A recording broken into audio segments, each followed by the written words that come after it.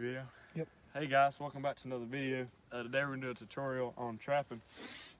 Right here we have a Montana number 3. It's ideal for coyotes and foxes. Really you catch anything with it, but it's preferred for coyotes. We have a bait pile here. We've been throwing some dead deer carcasses and stuff like that. Try to bait them here because this is on one of our cattle farms.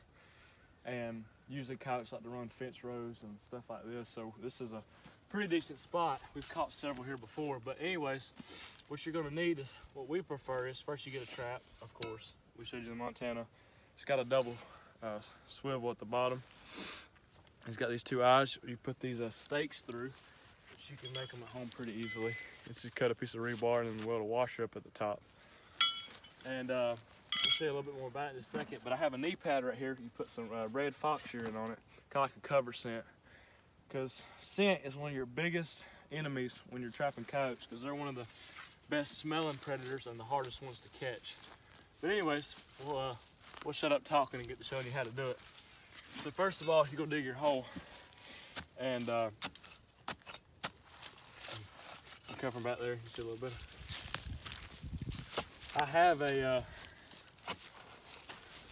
drill that does this, but I forgot it. So first of all, you're gonna need to get a pretty deep hole. It'll take a second or two.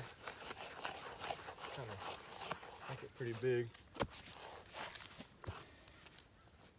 We've already got some dirt, or else I would be using this for my trap. But it's rained here recently, so the dirt's pretty easy to maneuver. Okay, now we got our hole. You want to make sure you don't have any of these guides in the coyote's face too far, or else he won't come in. With a bobcat, you could have like 15, 20 sticks in his face, and he won't care because they're used to going through briar patches and stuff like that. But with a coyote or anything else, you want to make it kind of open, but not too open. There's a fine line between making it look like it's a trap and it being something just dug it up. Anyway, so you're gonna dig this hole, this trap bed. I usually set it about finger length apart from the hole. That way he ain't gotta be up here digging the hole exactly to catch him.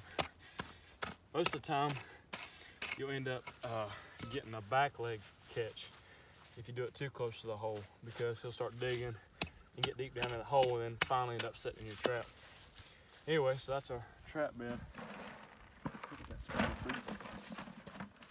So it's been kind of colder the last few nights, which Cody can attest to that. It's been really cold. But so we're gonna use some antifreeze. But anyways, first off, we're gonna bed the trap. Put a little bit more down in here. When you set a trap, you don't want it to have any play in it, because you want the coyote to step on. You want Feel firm. Yeah, you want the coyote to step on any part of this trap, and it don't budge at all. Real quick before we do anything else, I'm gonna real quick little hole right here. Put his swivel in. Yep. Put his and stakes in. You're gonna want to put your stakes like an X. I'll show you that in a second. I'll explain why. So you got to drive one that way. You're gonna drive one opposite. Reason being is, most people only use one stake, and I mean that works sometimes because they drive it straight down and the coyote has to really work it to get it straight up. But if you want to make sure you don't lose any of your traps or coyotes, you drive them at like an X like this. And most of the time, we've had them before take them up, but that's mostly us doing them wrong, because they shouldn't ever come out of this. If I do, then it's trapper's error. Anyways, they're pretty good. I'm sorry for the audio. Yeah. Let's see.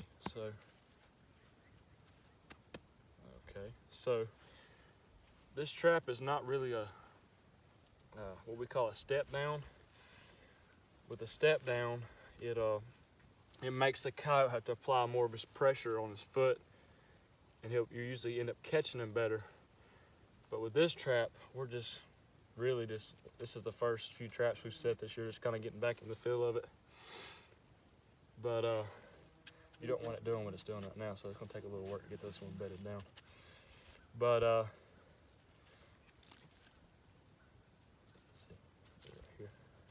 It's just there's a lot more steps than people realize to setting a trap.